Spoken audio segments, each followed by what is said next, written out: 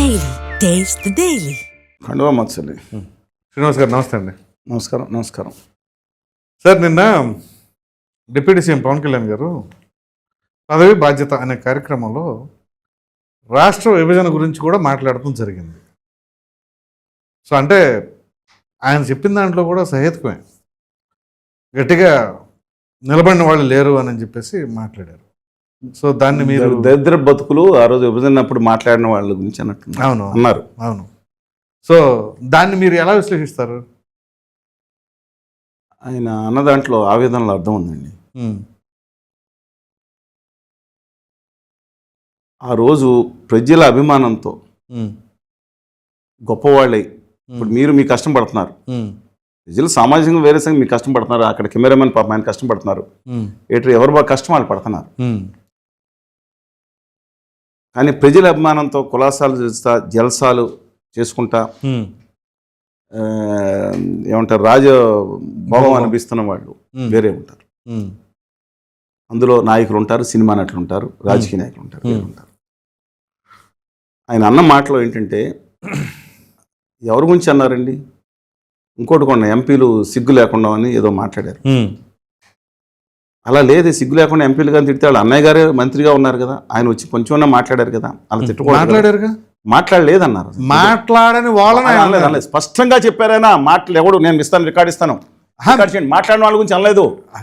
ఈయనే హీరో కింద మిగతా వాళ్ళు జీరోల కింద చేయటం ఎవరన్నా నేను చెప్తున్నానండి. ఆయనే కొట్టుకున్నారన్నమాట. రాజా అంశతులిక తలపాల మీద శనిస్తూ ఆ రోజు పిల్లలు పిట్టల్లాగా ఆత్మత్యాగం చేస్తుంటే సమైక్యాంధ్రానికి చనిపోతుంటే అంశతులికి ఒక్క నిమిషం కూడా స్పందించిన వాళ్ళ బతుకులు దరిద్ర బతుకులా, లేకపోతే రోడ్ల మీదకి వచ్చిన సామాన్యులు, ఎంప్లాయీస్, కూలి చేసుకునే వాళ్ళు, లేకపోతే ఉపాధ్యాయులు, ఆర్టీసీ కార్మికులు తిండి లేకుండా ఎన్నో ఉన్నారు. మీకు 7,000 రూపాయలు వచ్చే కాంట్రాక్ట్ కార్మికులు, మా గృహిణులు అండి, మహిళలు వచ్చారండి, బయట పిల్లలు ఏమవుతుంది, విద్యార్థులు వచ్చారండి. వీళ్ళు దరిద్ర బతుకులా? ఎవరు దరిద్ర బతుకులు? ఎవరు అంటే నేను చెప్తా. ఆయన మాట్లాడింది ఉద్యమం చేసేవాళ్ళు, ఒక్క మాట కూడా ఉద్యమం చేసే వాళ్ళ గురించి మాట్లాడలేదండి. వాళ్ళ సమైక్యాంధ్ర కోసం ప్రాణం అర్పించిన వాళ్ళ దగ్గరికి వెళ్ళి ఒక కన్నీటి పట్టు కాదు, వాళ్ళ విగ్రహం ఎక్కడ ఉన్నదో తెలియదండి ఆయనకి. ఆయన పని చేసుకోమనండి, ఆయన పాలన చేసుకోమనండి, అద్భుతంగా మంత్రులకు పాలన చేసుకోమని ఎందుకంటే ఏడు పడి మిగతా పడతారు.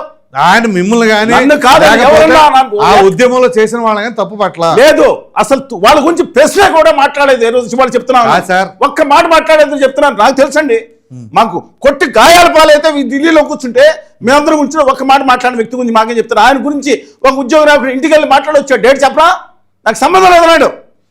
తెలంగాణలో బిడ్డలు రాలిపోతుంటే ఎస్ మీరిద్దరు చనిపోవద్దని మాట్లాడవలసిన ట్వీట్ చేయాల్సింది ఏమైంది? ఇద్దరు అనుకోరు. సరే, విభజన జరిగిన తర్వాత కూడా ఏం జరుగుతుంది? ప్రాణాలు పణంగా పెట్టి పోరాడితే అమృత దీక్ష తర్వాత ఏం మాట్లాడారు? వాల్చిపోయిన లడ్డులని మాట్లాడిన వ్యక్తి వాళ్ళ అమృత కలశాలు వచ్చినాయని చెప్పి వాళ్ళ గుజరాతీ వాళ్ళ పెద్దల యొక్క పాదాల చుట్టూ తిరుగుతున్నారు. దేనికోసం తిరుగుతున్నారు? ఇవాళ యువత కోసం నిన్న మాట్లాడుతున్నారు. ఎస్, ఇవాళ యువతనే 10 లక్షల మంది యువత, 15 లక్షల మంది యువత ఆ ఇన్సెంటివ్ రాయితీలు వస్తే మీ ఊళ్ళల్లో చొక్కాలు చింపుకోకుండా సినిమాలకు వెళ్ళి యాక్సిడెంట్ రైజ్ చేయకుండా స్టెంట్ స్కూల్స్ చేరకుండా అవసరం లేకుండా ఉపాధి అవకాశాలు సగర్వంగా మీరు మీ కుటుంబానికి, మీ ఊరికి, మీ రాష్ట్రానికి గొప్ప పేరు తీసుకొచ్చే అద్భుతమైన అవకాశం ఉంటే దాని గురించి మాట్లాడకుండా ఇంకో దాని గురించి మాట్లాడచ్చు. ఓకే, మీరు అన్నారు, నేను అన్నాను. ఆయన తెలంగాణలోకి వచ్చి జిల్లాలు తిరిగితే ఏం మాట్లాడితే సార్, ఆయన ప్రత్యేక తెలంగాణ కోరుకున్నారు, యువరాజ్యం అధ్యక్షుడి కింద సామాజిక తెలంగాణ. ఆయన రాజకీయ నాయకుడు. ఇప్పుడు మీరు మీరు వచ్చారండి, ఆయన రాజకీయాలు ఉన్నారు కదా, ఆయన మారిపోలేదు కదా. రాజకీయాలు వచ్చినప్పుడు, సినిమాలు ఉన్నప్పుడు, అంత సంపదగా ఉన్నప్పుడు ఒక మాట మాట్లాడదాం. ఆ తర్వాత తెలంగాణకి వెళ్ళి నేను తెలంగాణలో డాష్ ఉంటే, లేదా నేను ఉంటే ఇక్కడ ఆంధ్ర నాయకులకు చుక్కలు చూపించేవాడిని తెలంగాణలోకి వెళ్ళి రెచ్చగొట్టి కోస్తా రాయలసీమకి ఇచ్చి ఏం మాట్లాడు తెలుసా? నిజంగానండి, ఏం మాట్లాడు తెలుసా? తెలంగాణ వాళ్ళు తల్లి తరిమేశారు ఆంధ్ర వాళ్ళని. ఏ తెలంగాణ విద్వేషకారంగా చేసిన కొంతమంది నాయకులు, వాళ్ళు 1% తప్ప తెలంగాణ ప్రజలు కోస్తా రాయలసీమ వాళ్ళందరినీ గుండెలో పెట్టి చూసుకునే మంచి మనసు తెలంగాణ ప్రజలకు. ప్రజలు అన్నారు తెలంగాణ వాళ్ళు అంటే ఎవరికి సంబంధం అండి? ఇవాళ కోస్తా రాయలసీమ ప్రజలు కూడా తెలంగాణ వాళ్ళని అన్నదమ్ములుగా చూసుకుంటారే. ఒకరి దగ్గరికి వెళ్ళి ఒకరి దగ్గర రెచ్చగొడతాం వల్ల ఏం దేనికి ఉపయోగం నాకు అర్థం కాదు. ఒక ఉదాత్తమైన ఆదేశం ఉండాలి. నేను కత్తి మీద సాము చేశాను. రాష్ట్ర విభజన సమయంలో మళ్ళీ చెప్తున్నాను, విభజన సమయంలో మళ్ళీ ఇందాక కూడా చెప్పాను, 1,25,000 అప్లికేషన్ వస్తే ఒక గొప్ప రిపోర్ట్ ఇచ్చి ఒకవేళ విభజన కాకూడదు, విభజన అయితే ఏం చేయాలో మాట్లాడుకుని వీళ్ళేంటని మాట్లాడతారు. మేము ఇస్తే దేశం మొత్తం మీద జస్టిస్ శ్రీకృష్ణ కమిటీ ఆ ఉమ్మడి ఆంధ్రప్రదేశ్కి వచ్చినంత నాతో నెగోషియేషన్ సంప్రదింపులు మొదలుపెట్టింది. ఉద్యోక్త రికార్డులో ఉంది. దాని గురించి వీళ్ళు మాట్లాడతారండి. ఢిల్లీలో ఇంకోటి కూడా చెప్తున్నాను మీకు, ముఖ్యమైన విషయం, విభజన సమయంలో ఏం చేయాలో నేను కాదని చేగొండ హరిరామజోగయ్య గారు, హర్ష కుమార్ గారు, శివాజీ గారు ఎంపీలు వీళ్ళందరూ మేము వెళ్ళి ఢిల్లీకి వెళ్ళి ప్రధానమంత్రి పార్లమెంట్లో కమిటీ కార్యాలయంలో మాకు అవకాశం ఇచ్చారు. ఆయన కలిసి మాట్లాడొచ్చాం. సోనియా గాంధీ గారిని, వెంకయ్యనాయుడు గారిని, ప్రకాష్ సింగ్ బాదల్ గారిని, శరద్ యాదవ్ గారిని, మనిషి అందరినీ వెళ్ళి ఇప్పుడు కాదండి 20 సంవత్సరాలు ఒకవేళ విభజన కాకూడదు అయితే కనుక ఏం చేయాలని చెప్పి రిపోర్ట్లు ఇచ్చాం. జస్టిస్ మహిళా కమిటీ అంటే ఏంటో కూడా వారికి తెలియదేమో. ఇంత మేము కాదు, అనేక మంది, మీరు అందరూ అందరూ కూడా. అలాగే తెలంగాణ ఎక్కడ చనిపోయారో సమీక్ష వాళ్ళకి ఎవరికైనా తెలుసా?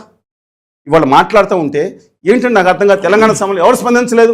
అంశదుర్గత వాళ్ళ ప్రజల డబ్బులతో పెరిగిన వాళ్ళు స్పందించలేదేమో కానీ అదే కదా ఇప్పుడు అక్కడ ఎవరో సినిమా నటుల గురించి మాట్లాడతాం. ఈయన రాజకీయ నాయకుడు, అందరిని కూడా అన్నాం, ఈయన రాజకీయ నాయకుడు, సామాజిక తెలంగాణ కావాలని ఉద్యమించి బయటకు వచ్చిన ఆయన, అద్దరు నడబడి తిరిగిన ఆయన కదా, సినిమాలో ఉన్నారు కదా.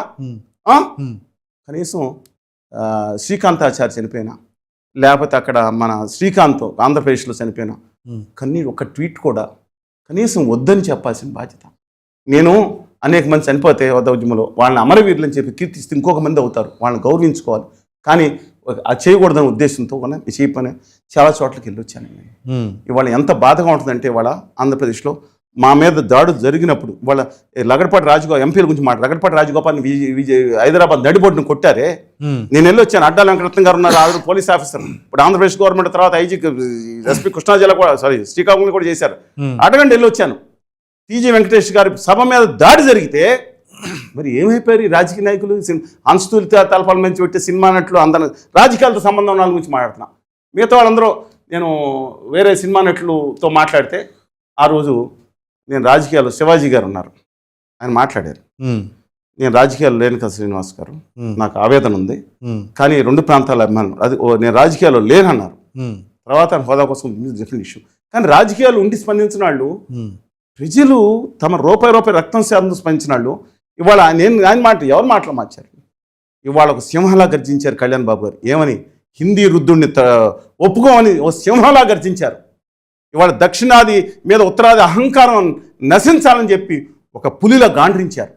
అంతేకాకుండా ఆంధ్రప్రదేశ్ ప్రత్యేక హోదా రావాలి, లేకపోతే ఇంకో ప్రత్యామ్నాయం లేదు, వాళ్ళు ఉంటేనే బాగుపడతారు, పిల్లలు బాగుపడతారు, మన ఎట్టి పరిస్థితుల్లో నేను గజరాజులాగా అంగీకరించారు. అనేక విధాలుగా గొప్పగా. తర్వాత ఉద్యమం చేయలేదనుకోండి, ఒక వచ్చారు ఢిల్లీకి వెళ్ళమన్నారు, ఒంటికి కారణం రాసుకున్నారు ఎంపీలని. ఇప్పుడు ఎంపీలు ఎవరున్నారు? ఇవాళ వీళ్ళు కాడి పడేశారు, అవతల వైకాపా కాడి పడేసింది వాళ్ళ అధికారంలో. నేను మాట్లాడతాను ఇవాళ ఏం కావాలని నాకు అర్థం కాదు. సినిమాలు చూసి చొక్కాలు చింపుకోవాలా? వాళ్ళు మంచి మాట్లాడారు, ఒక అద్భుతమైన విషయం చెప్పారు. ప్రతి ఒక్కళ్ళు గుర్తుంచుకోవాలి, ఇది కులం మతం ఈ విషయాల మీద ఆ పనులు ఏది రెచ్చగొట్టే విధానాలు దాన్ని అడ్డం పెట్టుకుని దుర్మార్గం పదవులు తుచ్చమని కూడా మాట్లాడారు. తెలుసు మీకు, పదవులు తుచ్చమని మాట్లాడారు. వాళ్ళ విశాఖపట్నం స్టీల్ ప్లాంట్ కోసం ఆ రోజు ఎంపీలు యలమందార రెడ్డి గారిని అనేక మంది ఎంపీలు, పదుల సంఖ్యలు ఎమ్మెల్యేలు దాకా 30 మంది పదవులు తుచ్చమని రాసి పడేసి వచ్చారు. చాలామంది తిరిగి నెక్కలేదు కూడా. ఓకే, గొప్పవాళ్ళు వాళ్ళు పదవులు తుచ్చమని పదవులు కోరుకోలేదు వాళ్ళు.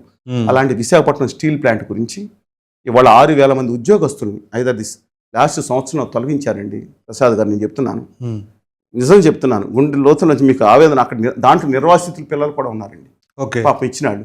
దాని గురించి మాట్లాడకుండా విశాఖపట్నం స్టీల్ ప్లాంట్ గురించి వ్యతిరేకంగా కూడా మాట్లాడిచ్చేది ఎవరండి? ఎక్కడికి వెళ్ళిపోతున్నాం మనం?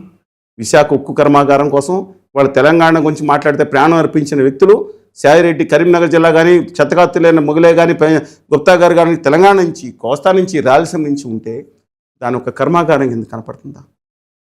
నేను అడుగుతున్నాను. మొత్తం ఆంధ్రప్రదేశ్ హక్కుగా దాన్ని పోరాడారు. విశాఖ ఉక్కు అందరూ లెక్కని పోరాడినా సరే ఇవాళ ఆ కర్మాగారం గురించి మాట్లాడకుండా ఇవాళ నేను మాట్లాడతాను. ఎవరికి నిజాయితీ ఉందనో తెలంగాణ బిడ్డల గురించి మనం మాట్లాడతాం. ఆ కోస్తా రాయలసీమ గురించి నేను గత ఒక్క మాట మాట్లాడానండి. నేను తెలంగాణ ఆ రోజు అన్న తమ్ముడు ఒక ఆవేశంతో మాట్లాడతాడు, వెళ్ళిపోతానంటున్నాడు. నేను కలిసి ఉండాలన్నా, కొంచెం సంయమనంతో ఉండాలనుకోరాను. కానీ ఈయన దగ్గర ఉద్యోగ నాయకుడు తెలంగాణ మహిళలను పట్టుకుని వాళ్ళ వస్త్రదారుని గురించి, వాళ్ళు తినే ఆహారం గురించి మాట్లాడిన మాట హిందూపురం బస్ ఉన్న రంకిలో మీరు చూసుకోండి. అలాగే తెలంగాణలో కేసీఆర్ గారు లాంటి కొంతమంది దుర్మార్గంగా ఆంధ్రప్రదేశ్ ప్రజల్ని, ఒక్కడు కాదు బీజేపీకి సంబంధించిన కొంతమంది కూడా మాట్లాడారంటే కడుపు మండిపోదండి. వీళ్ళ స్వార్థం కోసం కాదా చేసింది? కాంగ్రెస్లో కొంతమంది నీళ్ళు తాగి మధుష్ గారు కూడా మాట్లాడారు తప్పుగా, తర్వాత సవరించుకోవచ్చు. అందుకని నా బాధ ఏంటంటే అండి దీంట్లో ఇవాళ ఈ సమయంలో ఇటు కేసీఆర్ గారు ఇటు ఒకరి మీద ఒకరు రెచ్చగొట్టాల్సిన అవసరం ఉందా? ఆ రోజు ఉద్యమంలో సామాన్యులు నేను ఇంకోటి కూడా చెప్పారు, కళ్యాణ్ గారు ఆవేదన చెంది ఏంటంటే ఈ సోషల్ మీడియాలోని మిగతా చోట్ల కూడా బూతులు మాట్లాడటం, అసభ్యంగా చూడటం, సినిమాలు ట్రోలింగ్ చేయడం అన్ని చోట్ల వాళ్ళ బుద్ధి సంస్కారం లేదని గడ్డి పెట్టారు. Yes, take it in positive way. ఎవరైతే వాళ్ళ తల్లిదండ్రులు పెంచిన పెంపకం, వాళ్ళ హీరోలు ప్రబోధించింది, వాళ్ళ పార్టీలు ప్రబోధించింది, వాళ్ళ మతం పెంచిన సిద్ధాంతాలు వాళ్ళ వ్యవహార శైలిలో కనపడతాయి.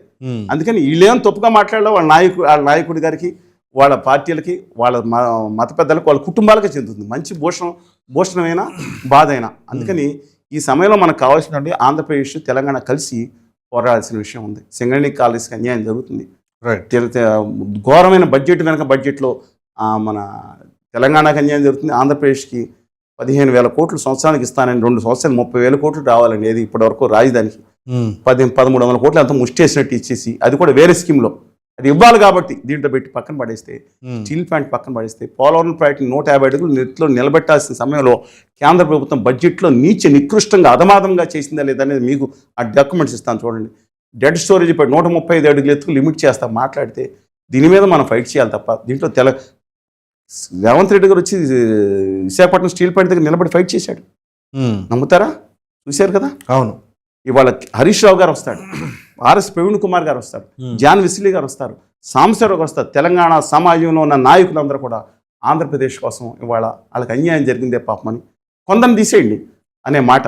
ఇలాంటి వాతావరణంలో మనం చేయాల్సింది ఒకళ్ళ మీద ఒకళ్ళ విషయం కాదండి. ఆ రోజు ప్రాణాలు పణంగా పెట్టాం. ఏం కావాలో ఇచ్చామండి. నేను సీక్రెట్గా రిపోర్ట్లో ఉంది. కొంతమంది ట్రోలింగ్ చేసేవాళ్ళు చేసి చేసుకోవచ్చు. నేను ఒక్కనే కాదండి, ప్రాణాలు మనం సముద్రంలో ఒక చిన్న కాయకరెట్ అంతా లేకపోతే ఉడతా భక్తి సాయం చేసాం అనుకోండి, చేసిన వాళ్ళు ప్రాణం అంతా పెట్టిన వాళ్ళు చాలామంది ఉన్నారు కదా, వాళ్ళని స్మరించుకుందాం. ఈ ప్రభుత్వం తెలంగాణలో కేసీఆర్ గారిని తిట్టుకుంటున్నాం, కనీసం 500 అన్న వాళ్ళు త్యాగం చేసిన వాళ్ళకి వాళ్ళు గౌరవించారు. ఆంధ్రప్రదేశ్లో ఈ పాలకులు వచ్చారు 12 సంవత్సరాల నుంచి, వీళ్ళు పాలకులా? అక్కడ త్యాగం చేసిన వాళ్ళు ఒక్క కుటుంబాలను వాళ్ళు ఆదుకున్నారు వీళ్ళు. నేను రిక్వెస్ట్ పెడితే అక్కడ కలెక్టర్ పెడితే ఒక్కళ్ళు కూడా మాట్లాడుకొని నేను వీళ్ళు మాట్లాడతారు. తమ కోసం అమరులైన వాళ్ళని త్యాగం చేసుకుంటాం, రాజకీయాల కోసం వాడుకోవడం, పేర్లు పెట్టుకోవడం కాదండి. త్యాగం చేసుకుని ఏ జాతి కూడా భవిష్యత్తులో ముందుకెళ్ళదు. తమ కోసం త్యాగం చేసిన వాళ్ళని గుర్తు పెట్టుకుపోయి ఏ జాతి ముందుకెళ్తుందండి? నేను అందుకని చెప్తా ఉన్నాను, మనకు జరుగుతున్న మై హంబుల్ రిక్వెస్ట్ ఆనబుల్. ఒకనాటి అభ్యుదయవాది, ఒకనాటి చెగువేరా స్ఫూర్తి, ఒకనాడు తాడిత పీడిత వర్గాల మీద ఉండాలి, కుల మత విద్వేషాలకు వ్యతిరేకంగా ఉండాలి. అసలు ఆ విధానమే లేదని తానుగా తను రెల్లి కులంలో చేర్చుకున్న కళ్యాణ్ బాబు గారు ఒక అభ్యుదయవాది. ఆ రోజు నిజంగా చెప్తున్నాను. తెలంగాణ మనకు ఉమ్మడి ఆస్తుల్లో కమిటీ వేశారు. ఆయన కమిటీ వేసి దాదాపు 74,000 అన్ని కలిపితే 1,25,000 కోట్లు fact finding committee, joint fact committee వేస్తే 1,25,000 కోట్లు ఇంకా పెరిగింది. యాక్చువల్గా ఆయన పాచిపోయిన లడ్డూలు అన్నారు, చూసారా? గుర్తుందా మీకు? ఇప్పుడు అమృత కలశాలుగా మారలేదు కదా. ఇవాళ అంతకన్నా దారుణంగా మోసం జరిగింది. ఆంధ్రప్రదేశ్కి నయవంచం జరుగుతుంది. భావితరాల యువత గురించి మాట్లాడుతున్నా. మీరంటే మీరు కాదు, కుర్రవాళ్ళు వాళ్ళ ఊళ్ళో సగర్వంగా జీవించే అవకాశం వచ్చింది. కళ్యాణ్ బాబు గారు అద్భుతాన్ని ప్రకటన చేశారు. 10 లక్షల రూపాయలు ప్రతి కాన్స్టిట్యున్సీలో 500 మందికి, అంటే ఇప్పుడు ఆల్రెడీ 2 సంవత్సరాలు 1000 మందికి అవుతుందేమో. ఇది ఆ హోదా విభజన హామీలు కనుక వస్తే ఇన్సెంటివ్స్ గుజరాతీ గద్దలు తన్నుకుపోయారు. అందుకని మీ హంబుల్ రిక్వెస్ట్, వినయపూర్వకంగా విజ్ఞప్తి చేస్తాను కళ్యాణ్ బాబు గారు. ఆనాటి కళ్యాణ్ బాబు గారిని చూడాలనుకుంటున్నాను. ఆయనలో ఆనాటి కళ్యాణ్ బాబు గారిని చూడాలనుకున్నా. ఆ గుజరాతీ గద్దలు కొన్ని తన్నుకుపోయిన ఆంధ్రప్రదేశ్ హక్కు రావాల్సిన విభజన హామీలు ఇన్సెంటివ్స్ వస్తే ప్లస్ ఇస్తాను 10 లక్షలు ఇస్తే 15 లక్షల మంది యువత ఆత్మగౌరవంతో సగర్వంగా తమ ఊళ్ళో తమ కుటుంబానికి తమ ఊరికి తమ రాష్ట్రానికి దేశానికి సంపద సృష్టిస్తారండి. అది నేను కోరుకుంటున్నా. వాళ్ళ కులాల గజ్జిలోను మతాలు దీంట్లోను ఉప ప్రాంత జిల్లాల్లోనూ పెట్టేసి 6 రాజధాని 13 రాజధానులు చేసే బ్యాచ్ చూసాం కదండి. ఇంకా విద్వేషం జరగబోతుంది రాష్ట్రం. దయచేసి దాన్ని ఆపమని మై హంబుల్ రిక్వెస్ట్ ఆనాటి అభ్యుదయవాది కళ్యాణ్ బాబు గారికి విజ్ఞప్తి చేస్తున్నాను. నమస్కారం.